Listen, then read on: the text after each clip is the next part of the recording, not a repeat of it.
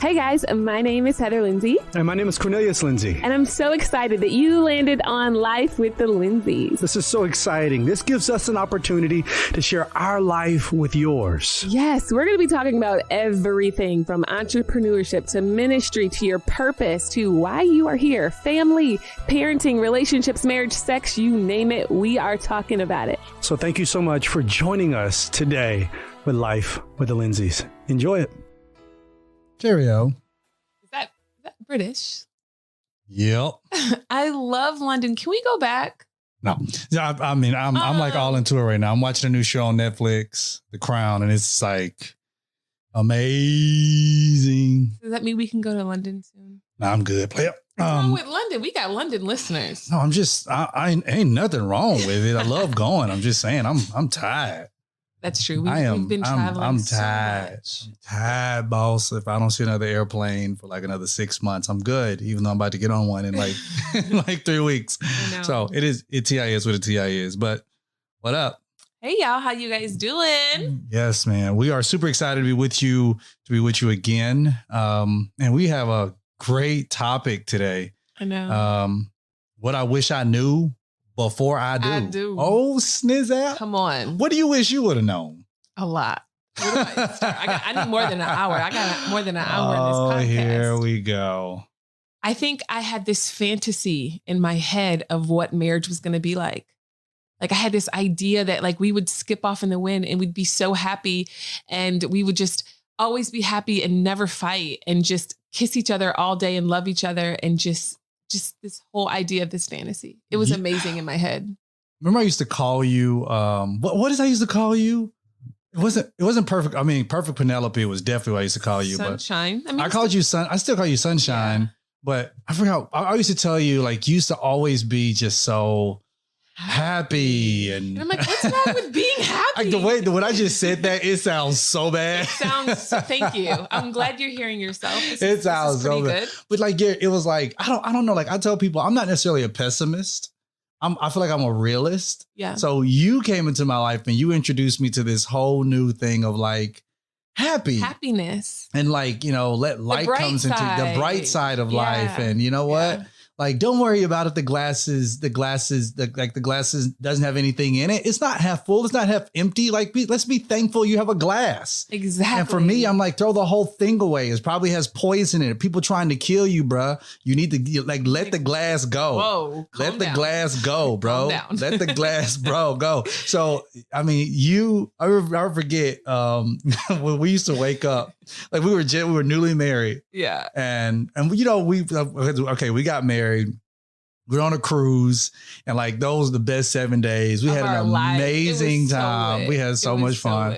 And then it was like after that we got back home. I mean, because the cruise, like people don't realize the honeymoon, I don't think is a great indication of how everything's going to be because we had so much fun. It was amazing. I mean, I remember we were on the ship and you thought I was drunk.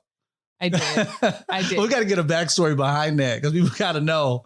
Like, that you weren't drunk. Well, I don't know because it was the boat that was tipping, but the lady kept giving you alcoholic drinks. I kept asking her for virgin daiquiris. Right. And remember that like the last was trying to get my husband. Remember drunk. The last day she was like, and her name was Ling Ling, and the last day I was like, man, these are really strong. I said, did you put alcohol in them? And she was like, yeah. That's how she was trying to get you drunk and take you off. Oh my gosh, here we go. None of that is accurate, baby. None of that is accurate. Oh, really? But it wasn't accurate. But nevertheless, we had such a good time. So we get back home and like we're just enjoying life.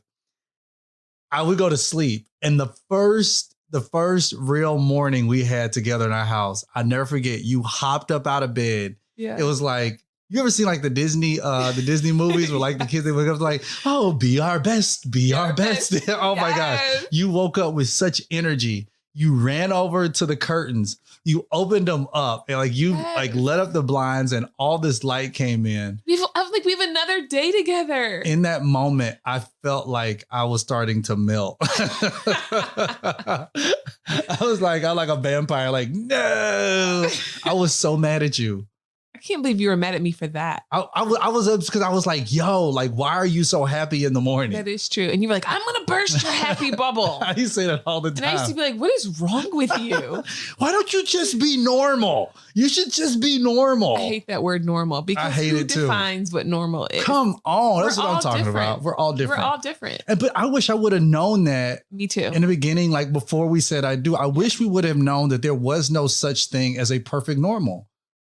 Because when you get married, you almost feel like this person isn't like me, so this person isn't normal. Yeah, I agree. And I think I wanted you so bad to be like me. Like, why can't he be so more happier? Why can't he be like this? But I realized God placed me in this marriage to eliminate that weakness, to solve that problem in our marriage. Yeah. And he placed you in our marriage to solve so many other problems too. So that's the thing. I feel like people get married or they have an idea of marriage and they try to make the person they're with like them. Yeah. But it's like, that's why you're there. Remember, I used to get really upset at you for not planning trips.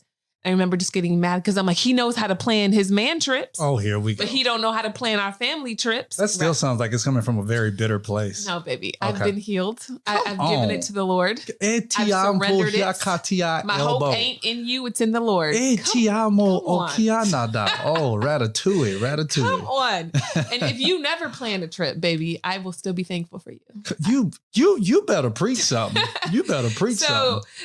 But I remember being upset and I remember the Lord saying, Heather, I've given you that gift of like planning and travel hacking. Like that's not. Remember, I did try to plan a trip for you, babe, but you didn't try to replan it again. You just after it got shut down, we didn't hear. But I mean, it was perfect. Okay, so we were already going to Bali last year, which is on the other side. Going of our the marriage world. trip. It is on the other side of the world. So I was like, hey, while we're on our way to Bali, why don't we stop in Florence? Because you wanted to go, way, baby. But it could have been on the way. We would have stopped in Florence. And I had the perfect thing set up. I had us a car picking us up from the airport, taking us on a tour. Baby, you can still plan that trip. But I don't want to just go to Florence now. So just so all we're of gonna our go. people in podcast world, we not going to hold my husband accountable to this surprise trip he's taking me on. Say no more, baby. You got this. I believe in you. But we're going to do it on the way to Bali. So I'll do it the next time we go to Bali. We're not going back to Bali. Well, dog. Well, there that goes. And just plan it. We're closer to Florence here than we are from Bali. So plan that thing. But that's just a great example. And I wonder how many people before I do have an expectation. And something I wish I would have, just reminded, especially for people that are looking to, get married and maybe they're trying to force a relationship that they know is not God and they're trying to make it work. And it's like, if he's not, or she's not going to church and in love with Jesus before I do, you can't marry the expectation that that person is all of a sudden going to want to love Jesus and live for him. When you get married, you can't force that. So before I do, you've got to look at your deal breakers and say, is that a deal breaker for me that this person doesn't have a strong relationship with Jesus? Yeah. Because that can grow, right? They can change, but you can't marry that expectation. Yeah. I think another thing for me, before I said I do, if I would have known, like, how people say marriage takes work. Oh gosh. Yeah. If I would have not have been as naive as to what work meant, because when you think work, you think like, man, it's going to be like it's going to be like really hard and kind of drudgerous. But in actuality, it can still be good work, but it's still work. I didn't realize that a lot of the work was not me trying to fix you, but it was me submitting to the fact of, okay, God, I have to submit to you in this. Like God, I'm going in prayer like, God, you got to fix this woman because she crazy. Like, this woman is out of her mind. Never crazy. Child, you a different kind. You a different kind of crazy. You would see right there. There you go. Come on, let it go. Bring it out. Bring it out. Sister. I'm not crazy. You're a different kind. I'm just telling you. Goodbye. You can't see your blind spots. Oh God. So I'm here to show you. Come on. What you can't see. But marriage does that. It exposes. And that's Like, it's like when you see it and then immediately I'm a fixer. Yeah. So I try to go and I try to fix everything. So I'm like, I can't fix you. So now I'm like, you frustrate me and you don't understand me because it's like we speak in two different languages all day. So I'm like, dude, like, God, you deal with her. I don't want to deal with her anymore. You can have her. And I didn't realize that most of it was God was like, hey, bro, like, this is not so much about her changing. as much as it is about you needing to change. Yeah. And that was tough for me. Yeah. Something else that I learned before I do is that I wish I would have known is that your husband or your spouse is not your God. Yeah. And I think people have an expectation that when they get married, that this person is going to make them so happy. They're going to have all these Instagram photos. They're going to be just this happy, perfect world. But the reality is no person on this earth can fix you, make you feel better, and heal you. Now, your spouse can be a part of the healing process, but we have to take responsibility for our own issues, our own past, and our own baggage that we're bringing into the relationship.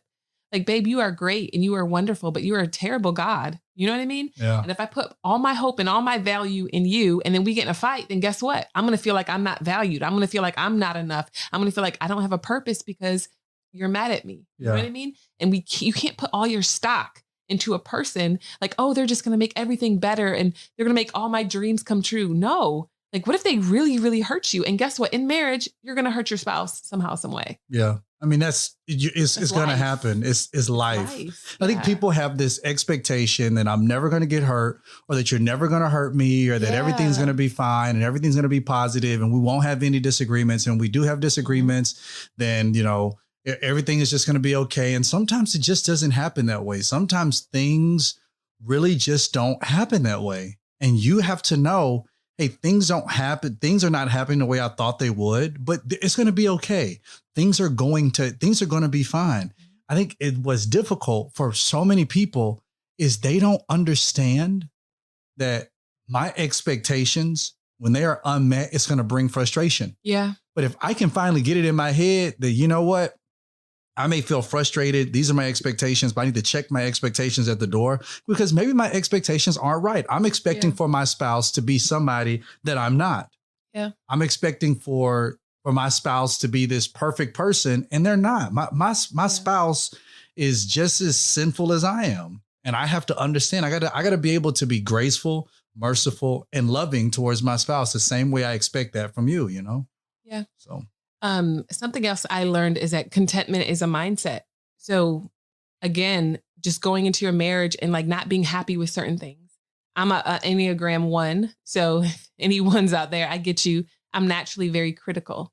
I'm naturally very, I can just spot out what needs to change and what needs to be fixed. And I remember allowing certain things that I saw in you to frustrate me and change who I was. And I realized that I can't. Well, you got to expound upon that because that sound kind of deep. I felt that in the bowels of my soul. I'm trying to figure out what that said. I couldn't let you go past that and you not explain what you saw in me that was changing you. Okay, so let's. Oh, Jesus! Do I want to hear this? Let's take a little break and we'll come back. Babe, you have been eating them kale salads, drinking all them green smoothies for the longest since I've known you. But even if you do all of that, you're still not likely to get all your essential nutrients that you need on a daily basis. I know. And that's why I love Ritual. So Ritual, y'all, is this multivitamin that has been a game changer for me. I love it. It gives me a ton of energy from D3 to omega-3. It literally helps you fill the gaps in a woman's diet. Now, I also love that it's a no nausea capsule. It's vegan, gluten-free, allergen-free, non-GMO, sugar-free, you name it. Hey guys, let me tell you this. It's really good. It's for women, but Ritual can be delivered. The subscription is really easy. Get it for your wives. Better health doesn't happen overnight. And right now, Ritual is offering all of our listeners 10% off during your first 3 months. You fill in the gaps in your diet with Essential for Women, a small step that helps support a healthy foundation for your body. Go to ritual.com, LWL. Again, ritual.com/LWL, 10% off during your first 3 months at ritual.com/LWL. Okay. So we're back. And I think some of the things that I would notice in you, we've talked about this and you shared it openly that you had an anger problem at one point. You've struggled with fatherlessness or a silent father in your life. And I remember seeing you upset about something. It would affect my mood. It would affect what was going on in me. And you weren't even mad at me, but because you were dealing with your own things that were going on in your own life, I was letting it change who I was. You would be upset. So then I would be upset because I was thinking that you were mad at me and you weren't mad at me. You were mad at a whole nother situation, but I would immediately make it about myself. Yeah. And it would ruin my whole day. And I'm like, what's wrong? And I would ask you 100 times and you weren't ready because you're a processor. So you weren't ready to open up and talk about it yet. Yeah. It could be ministry, it could be whatever's going on in your life. But I allowed for those things to begin to change who I was. So it was like a codependency thing where it's like, oh, you're okay, I'm okay.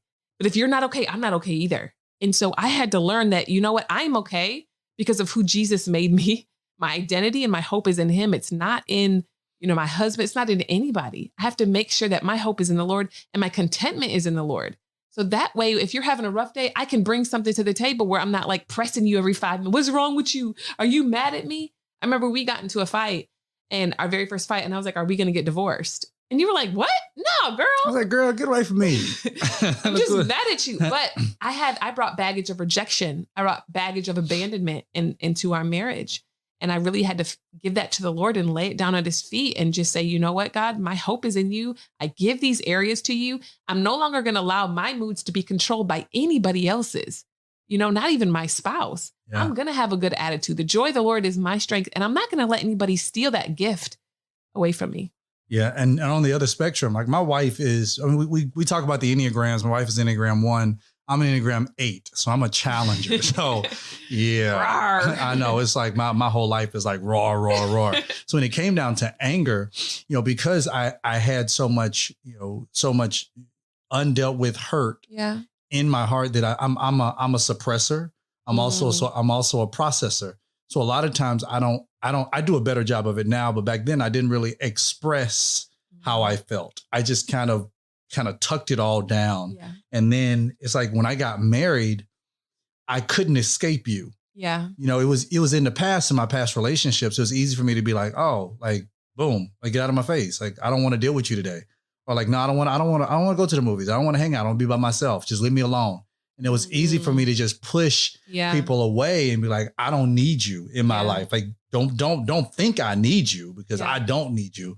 So very easy to do that. And then I got married and I was like, hold up, like she about to go to bed in the same bed I'm going to bed in. So I get so mad and I'd be so upset. And the person, here's the crazy thing, Heather, most of the time it wasn't so much that I was upset with you as much as it was that I was upset with me for being upset. Yeah. I don't even know if people can understand that, but it's like, my anger was not so much of the fact that it was just you. I was just mad at the fact that like, why am I letting myself get this mad?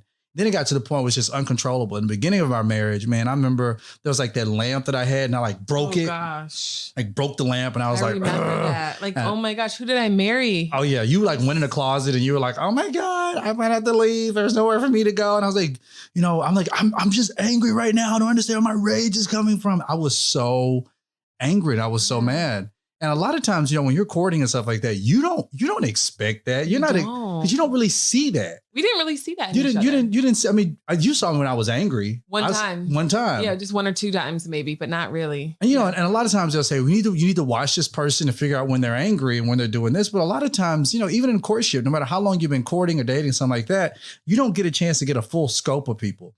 That's why commitment is commitment long after, long after you see all the bad stuff. But anyway, I was like, okay, dude, I'm upset. I'm angry. And I didn't know how to process it. I didn't know how to just kind of let it out. I didn't know how to even talk to you about me being mad because I just never had that before. And with you, it's almost like you took a bear and you put him in a corner and you told the bear like, sorry, but like, there's nothing else. There's nowhere else for you to go. You're going to either have to fight or flight. And I've never been a runner. I don't run from a fight at all. I'm gonna stand there. Oh, I don't run from a fight. Yeah. I don't freeze in a fight. I'm gonna fight my way out. That is my number one way I look at things in life. Like, oh, you back me into a corner? Well, we're gonna have to fight now because I'm gonna fight my way out. So when marriage was like, I backed myself up in a corner and I had no other choice but what I felt to fight my way out and to fight for me and to fight for what I had. And it's like, once I start fighting my way out of the corner, got a corner, I'm like, why am I fighting? Like, what the heck am I doing? Right. And especially when I began to like decompress, I'm like, started coming down. I'm like, dang, like what just happened? Yeah. And what did I do? And why did I do this? So it was a lot. And we didn't know that. We didn't expect that before we got married. Oh gosh. No. I didn't even know I had that kind of anger in me until after we got married. It was like brought out. It was brought out after marriage because I remember I used to say all the time, I'm like, Heather, I'm like, you keep pushing my buttons, you're going to finally push the right one. And then I'd be like, all right, here it goes. Heather. Boom. Then all of a sudden it's like. And that's why we have a code Jesus. Yeah. It's like World War III just kind of broke out into our home like beep. When the missile went off, it was off. It was terrible. Yeah. Thank God we're like so far beyond that now. So far. And for the couples who are in that right now, just know that this is not your end. Like that doesn't have to be your end. Like, we survived that moment, God. But you can survive it and your marriage can be much better after it. So just be hopeful. Yeah. I can honestly say that I love you more now than I ever have loved you like my whole entire life. Seriously, like in this moment. What do you love? Everything. See, you saw I did that? You saw I did that? Remember when I broke up with you and you was like, what do you miss? Hey, shout it. Hey, little shout. Like, I love your presence. Come on. I love your breath. I love like your scent. You got some weird stuff going on. Baby, I don't. Like, I love like like when you're gone, like I miss your presence. I miss your scent. I miss your breath, everything about you. Like, I'm obsessed with you. I love you.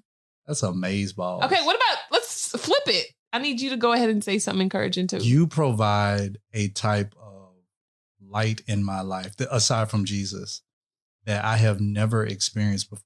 Aww. You literally brighten my life. Aww. You bring me like this sense of joy.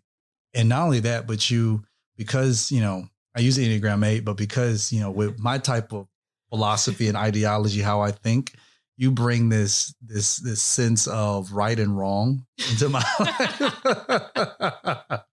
Because with me, I'd be like, who cares how you get to the other side? Let's just get to the other side. I have if I was one of the disciples, I think I would be closer to Peter. Yeah, for sure. Than any one of them. For sure. Like closer to Peter. Like I think if there was one disciple that probably cussed, it'd probably be Peter. Had to been Peter. Like Peter cut off somebody's ear, denied Jesus, cut somebody out. That's just Peter. That's Cornelius. I just feel like that's like the way. You would be John. It's like Jesus would be like, oh, I love you so much. Let me lay my head up on your breast. You would be John. 100%. And I would be Peter. Like I can't stand John. Like, yeah, you're right. Put John on the Isle of Patmos. But you have this sense of like, you bring that sense of right or wrong into my life. You add the perfect balance. Yeah. Into my life. And not only that, you are an amazing mother. Aww, you're a great cook. You're a great wife.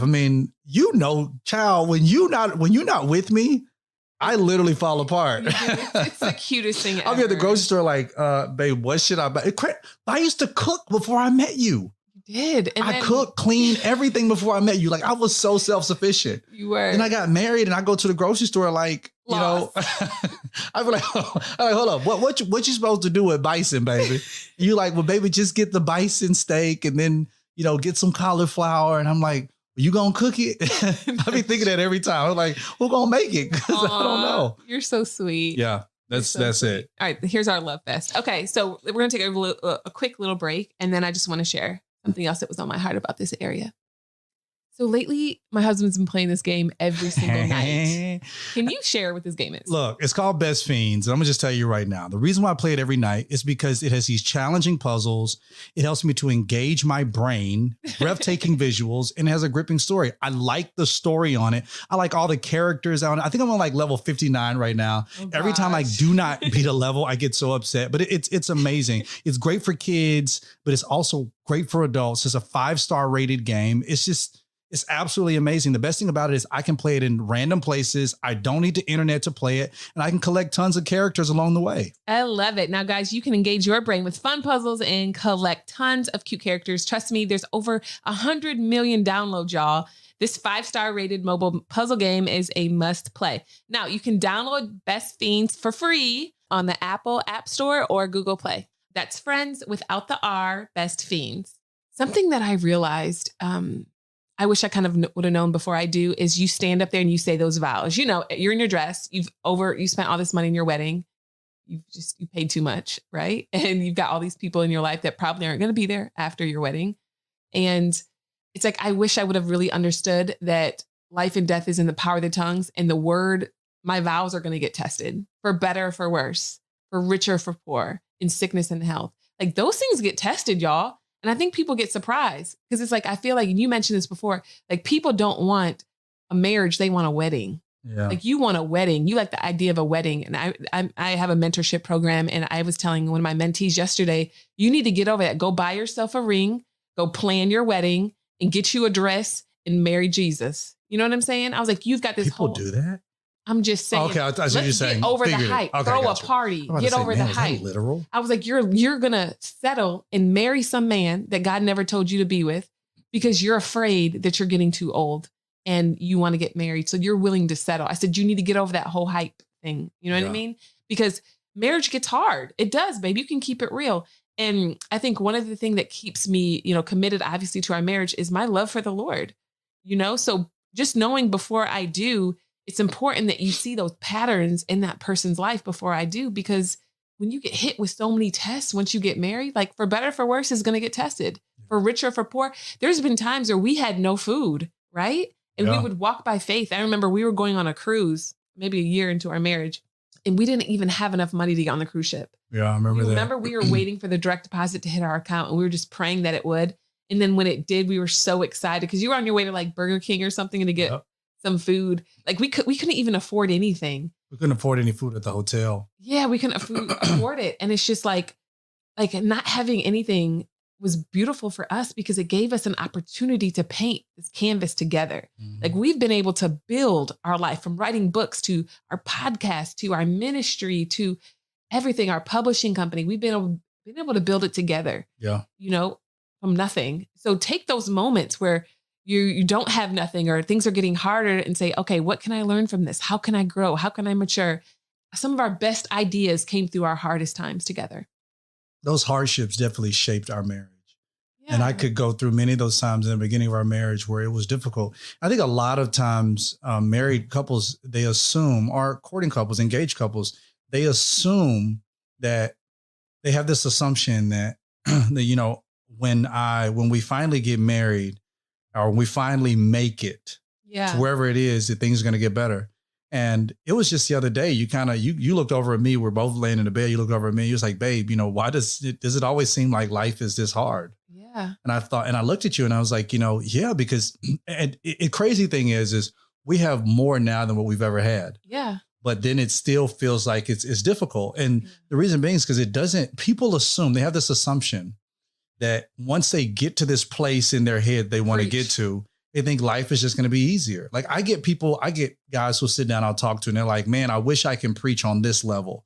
I wish I can preach on this preacher's level that you see. And I'm like, man, if only you knew the amount of stress and scrutiny that leader is under, because you can look at let's say I'm a pastor, so you look like a mega church. Well, a mega church has mega bills. They have mega people with mega problems, and they talking mega long about mega nothing. I mean, that's mega. It's like it's big. So once something gets bigger, then your team has to get bigger. That means you have to deal with more employees. You got to deal with more staffing. That means you have more staffing problems because you're dealing with people. Bigger budgets. That means you have bigger budgets. That means you got to pay people. Like we have two different staffs. We have a personal staff. We have business staff. We have three. We have personal staff, business staff, and then we have church staff. Yeah. And we got to be able to fluctuate all that stuff. I got to be able to pay people. We have salaries. We're helping stimulate people's personal economy. Right. Their bills are dependent upon our performance. It's not, we can just cut things off and just be like, well, everything's going to be fine. It's like, no, we have to work. But people don't see that. Yeah. People just assume I'm going to get to this place in life, make this money, do all this stuff, and then we're just going to be happier. I've seen couples who had less being happier than couples who have more. Because the assumption is that once I get more, I'll be more content. Or once I get more, I'll be happier. But the problem is that ambition is never satisfied. Ever. You make 100,000, you're going to want to make $1 million. Yeah. You make $1 million, you're going to want to make 10 million. You make 10 million, you want to make 100 million. It's just going to keep growing and it's never going to stop. So that assumption, like, I wish I would have realized that back then. But I even think that we did a really good job of it, honestly. And I'm a very real person, so I would say if it wasn't. Agreed. I feel like we did a good enough job with that because we were like, man, we didn't have nothing. We just had fun. We did. We were like, hey, you know what? Hey, baby, we got some green peppers, some onions in here. We got some brown rice. I remember you cooked that meal up. We lit them candles, and thank God we did because the Georgia Power bill needed to go down. Well, it was Mississippi Power at the time. Yeah, it was. But it was like, man, we cooked that food. You put that balsamic glaze on top of it. And you would have thought we were at a 5-star restaurant. And then we laughed because we didn't have cable or anything. So we laughed and we just had a good time together. You know, are the times when we couldn't afford to go on dates. So we went and we walked. We would walk around the complex or something like that. It was like, or we would go to like a little outdoor mall or something and we'd walk it. Yeah, walk it. And like people watch. Remember we would sit for hours and people watch? I love people watching. I mean, you know, you just look at people God made and you like, man, you took your time with that one. And some of them Lord, Father. But everything he made was good. And good is relative. I'm not saying that. I'm just saying, hey, somebody's ugly duckling is somebody else's swan. I'm just saying, you know. Come on. But praise the Lord. Looking back now, I like looking from where I am now, I look and I think to myself like, man, this is the life that I lived. This is the life I live now. And looking back, if I could tell my younger self, I was 23 when we got married. Yeah. If I could tell my 23-year-old self before 23-year-old self before I got married, I'd just say, hey man, you know, really stop and really just enjoy the journey. Yeah. The journey is worth enjoying. Just really just enjoy the journey. Amen. That's good, babe. I think something I really learned back then during those hard times, and our first few years of marriage is that we're on the same team. Yeah. And the enemy wants to divide us so bad. Yeah. He tried everything to divide us. Confusions. It feels like we're speaking different languages. We're both going through our own growth and our change. And something that I learned through all of those times, those people watching times, those times where we made those meals and we barely had anything. It was, God, first, you're our daily bread, but 2, you sustain this marriage. You called us together. And then the other thing was just, we're on the same team. Yeah. We can't keep fighting like we're not on the same team. Yeah. And that kind of takes me to what I want to segue into is children. Yeah. They're such game changers, right? When it comes to marriage. And before I do, I wish I would have understood how much children are going to change the whole entire game. Children change the whole, we should do a podcast on godly parenting next. Next one. But let's talk a little bit about how children have changed us. I mean, when Logan came and then Taylor and then Roman, children really expose even more of your weaknesses. I mean, look, I knew I was selfish before I got married. Oh gosh. I definitely want to share my French fries then. Then I got married and then we go somewhere and you'd be like, no, I don't want French fries. But then I get my French fries, but you want my French fries. Because they're yours. And your response would always be, because baby, they're yours and yours taste better. I'm like, no. We're one flesh. No, light skin. Get your own French fries. Girl, no. One my ankles. I want you to get your own French fries. We don't have to share. So this is where Logan gets it from, because my son Logan will not share with anybody. He wants his own, but keep going. So, and then we had Logan. I never forget holding him. Remember that conversation I had with you? And I was like, babe, I know you want him to be vegan and everything, but like, I want to have those days like where I can go with my son and we can eat a burger together. We can eat French fries together. We can do this together. And so now my son is 6. My oldest son is 6. And I look back and I'm like, man, I eat those words because, this kid eats all my food. He does. He eats all my food. And I'm sitting there like, dude, like he comes over to me. He's like, can I get a bite of your hamburger? And I'm like, dude, I only made one for me. And he's like, Dad, I'm your son. And I'm like, what does that have to do with the price of tea in China? Like, and he says that too. He says that like, dude, like, but I'm just like, whatever. I let him take a bite and this little grown man takes the biggest bite ever. But it's like, the whole point of that is I knew I was selfish before I got married. I felt like when I got married, because you're an adult, I can tell you, go get your own French fries. We don't have to share. Get your own. It's fine. Bye. But now I have a kid and now it really shows me how selfish I am. Yeah. It shows me how inconsiderate I am. It shows me how lazy I am. It's just like, it shows you different things because kids become another mirror.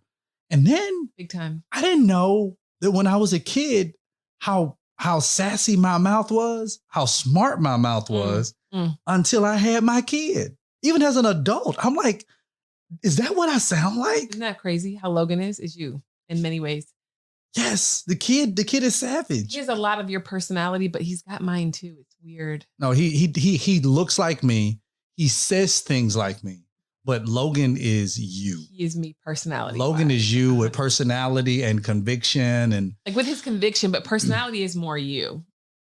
Where he's like about people and things and big crowds. And yeah, he don't fool with all that. Logan's like, I don't want to be around all that. Yeah, that's true. You're really better with that. But yeah, Logan ain't about that life. You know, it's true though. And something that I've learned is that, especially with the more kids we have, we've got to be intentional about having date nights and time together. Yeah.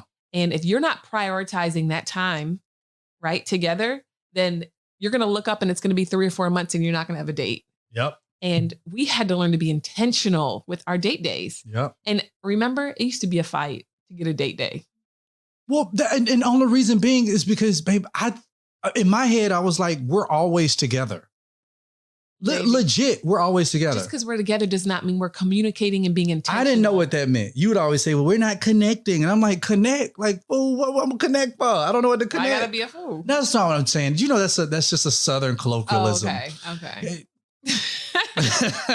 I was like, I'm just messing with you. I was like, that's what we doing now. I'm just like, yo, like, why we got, like, what you want to connect for? We just connected last night. Like, I don't understand what we connecting about. Like, what we connect? You're like, no, your connection is in your communication. And I'm like, well, what we talking about? Why we got to go pay money to go sit down and eat to connect? I didn't understand it. Yeah. But that's why I'm here to make it all make sense. But I did it. I did it back then, and it's begrudgingly. Been like, 5 or 6 years of consistent date days every Friday.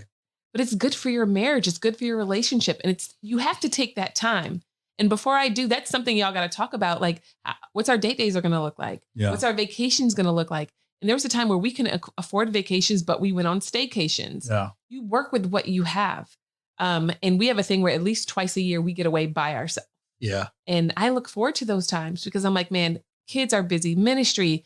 We have people living in our house. Yeah. You know what I mean? So it's hard to get that time where we're just together by ourselves with nobody else. And then we have a kid sleeping in our bed. So just being intentional about investing in your marriage.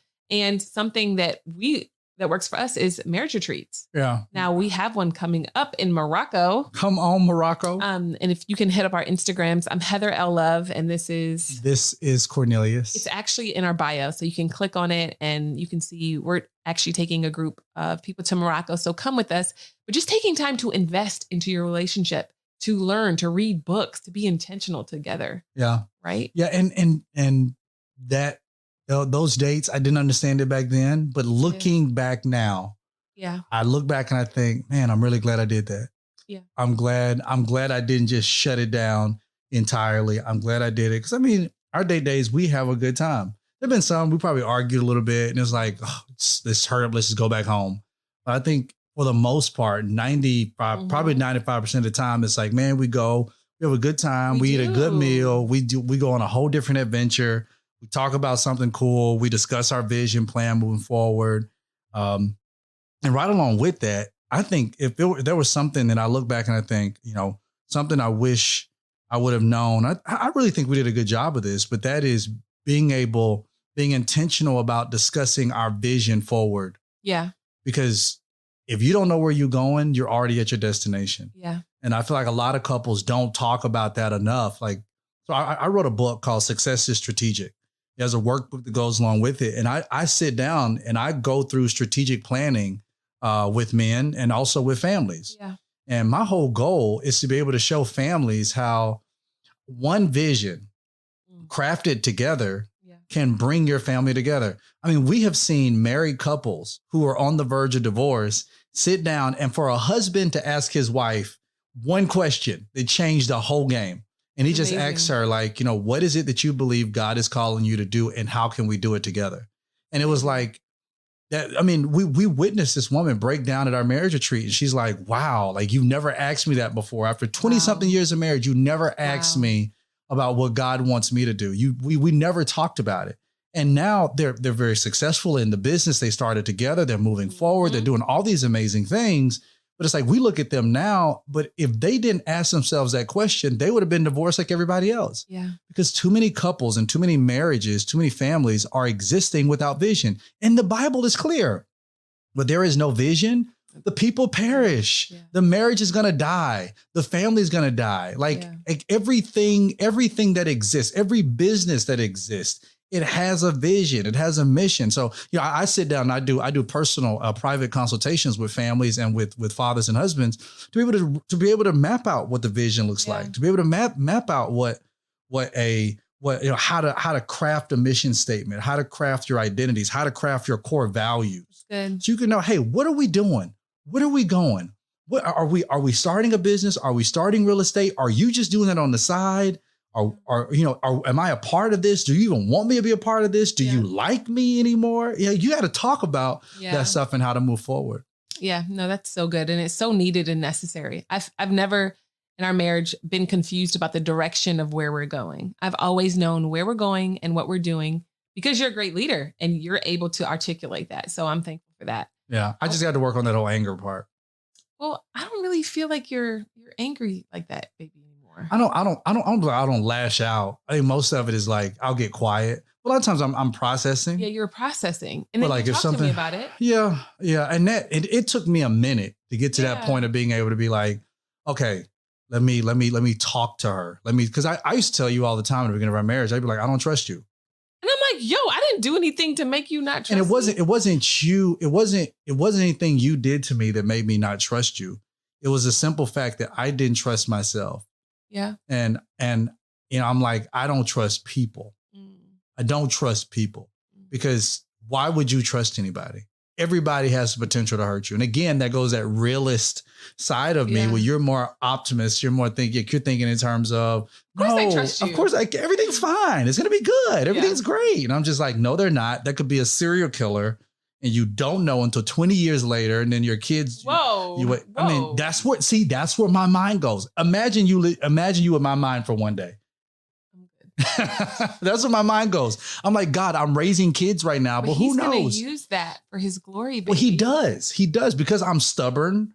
I'm hard-headed. And like now I'm to the point where people come to me, try to tell me that Jesus Christ is not my Lord and my Savior because I'm stubborn and I'm hard-headed. I don't even listen. I'm like, get away from me. Like, I believe Jesus. I believe what I believe. There's nothing you can tell me. That's right. I preach with that conviction because it's a part of my personality. And I accept it. I live with it and I move on. The question is, do you trust me now? I love you. Oh my gosh, you still don't trust me, baby? What is that? That's not what I said. I said I love you. I think love encompasses all of it. But no, you should open up your mouth and say it. I love you. I think love is all encompassing. Love says I trust you. Love says I trust you. Love says I'm there for you. Love says I'm committed. Love says all of that stuff. I think I asked you a direct question, Pastor. Yes. Thank you. You're welcome.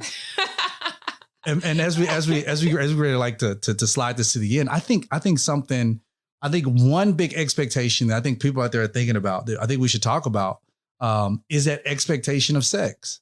Oh yeah. Because for sure. We know some couples that they ain't having it. I mean, 6 months, 7 months not having sex. And we know some that like they got married and because like the woman was a virgin or something like that, or maybe something's going on down there in that area. She's not able to be penetrated or anything. It hurts. Yeah. So it's like, what does that husband do? Come on. It's like, That's real, you going on like 6 months and you sitting over there, you looking at a fine piece of, something and like, you can't even, there's a meeting in my bedroom and girl, please don't be late. Right. But when you get there, it's like, ain't no meeting. Ain't no meeting. Oh, y'all meeting, y'all talking. Right? That's not funny. But you know what I mean? But that's real though. Like, what is your expectation for sex within marriage? You got to have those conversations. You got to talk that out. Even so, obviously we waited to kiss and tell our wedding day. We had that sex conversation, but I feel like it's still, then you have kids and you have life and different things happen. Yeah. But if you don't have that conversation with your spouse about your expectations, but what if medically they can't have sex for a time period? Like what if, say they just gave birth and maybe it was traumatic down there and there's like a 4 or 5 month process where you can't have sex with your spouse. So it's like, are you going to leave them? Yeah. So that's why before I do, then you want to make sure that you develop emotionally with that person. Yeah. So then when you do get married, you'll have more to sustain you than laying on your back. You know what I'm saying? Ooh, Jesus, I'm that's just what I'm talking saying. about. If you gonna be a spouse or a mattress. Ooh, that's what you just said. I just said it a different way. Come on. That's you gonna be a spouse or a mattress. You should tweet that. Somebody will be like, "What you talking about?" Just be like, "Hey, you got to listen to their podcast." You got to listen to the podcast. So, what do you think about the expectations? I think that throughout our marriage, expectations change. I think a lot of times for men, and here's the thing, I don't think we talk enough about sex. Like a lot I think women are very vocal, like, very much so. You're very vocal. And a lot of times you hear like, hey, as a woman, I want to have sex, and or the women, I don't really want to have sex, stuff like that. But I think that there are conversations we had with men, that there are times where like I get so caught up in the work and I'm like, what, not even thinking I haven't even thought about it. I'm like, well, I want to have sex, or what we gonna do, or, and you get so caught up in it. And then a lot of times, like the reason why I like going to the gym, going to get checked up, is because for men, we had to make sure our health is right. Yeah. Because when our testosterone levels are down, when our T levels are down, we're not thinking about sex. Yeah. Stress destroys T levels. It destroys testosterone levels. Yeah. Like all of those things, they ruin like the male vibe. And then when those T levels are down and that blood ain't flowing, bruh, man ain't coming up. Like, I mean, I don't know a better way to say that, because I don't know if I get kids listening, but like, man ain't coming up. And when man don't come up, she looking at you like, you don't love me. And it's like, no, I love you. It's just that you don't understand the stress that I'm under. Ain't having me like right now, like, girl, when we were when we first got together, like we were probably like da da da da da da da da, like every day, multiple times a day. But now when you add in bills, you add in businesses, you add in kids, you add in ministry. I mean, for us, ministry, you add in different things, and it's like, man, like stuff ain't happening like it used to. And then men, we close up. So I sit and I talk with guys about it, and they're like, yeah, I don't know what's going on, man. I don't know what's going on with my body. A lot of men are not talking about it, but you know what's happening, because you see all of these commercials now about these little pills that they're like, just call this 800 number, get this discreet pills. Years ago, it used to be Viagra. Now they're sending testosterone pills. No way. Yeah, because men are too embarrassed to come out and say, I can't perform. Wow. I'm not performing. And men typically are performance based. Yeah. We live based upon our performance. We want to, afterwards, we want to know, was it good? Even while we in it, we want to know, like, did you like it? Like, do you like it? Like, say my name, call me daddy, like call me uncle. Some people got parent problems, but we going to deal with that later. But some people, I mean, you know what I'm talking about? Call me. They want the affirmation. They want to be affirmed in that. So men are performance based. Yeah. So when you don't have that discussion in the beginning, like my expectation is when we get married, we're going to be able to do this a lot. But what happens when the roles reverse? What happens when things happen? What happens when calamity happens? And now you're not having as much sex as you used to. What happens in your marriage? And have you already thought about and expected for those things to happen? Yeah. I think that should be a really good discussion for people to have. I agree. On both sides. I know a lot of women that say, I'm tired, I'm exhausted. When I lay down and go to sleep, my husband tries it and I'm like, get away from me. I'm exhausted. I'm tired. And what I've told those women was encourage your husband to help more around the house. And so then maybe you guys will be more in the mood that night. Yeah. Talk about your expectations. Talk about your needs. Don't be afraid. Don't get so stuck in your marriage that you forget to talk about those things. Yeah. And the cool thing is, like, one thing I appreciate about you is that, you've never withheld it.